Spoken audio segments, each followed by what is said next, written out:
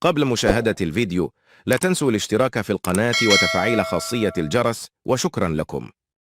من المرتقب أن يسافر فريق الوداد الرياضي الخميس المقبل إلى تنزانيا لمواجهة نادي سيمبا يوم الثلاثاء المقبل برسم دور مجموعات منافسات دوري أبطال إفريقيا. وكان الوداد قد فاز على ضيفه سيمبا التنزاني 1-0 في المباراة التي جمعتهما مساء السبت الماضي على أرضية الملعب الكبير بمراكش ضمن منافسات الجولة الثالثة من دور المجموعات لدوري أبطال إفريقيا لكرة القدم. وسجل الهدف الوحيد لفريق الوداد اللاعب زكريا إدراوي في الوقت بدل الضائع من المباراة.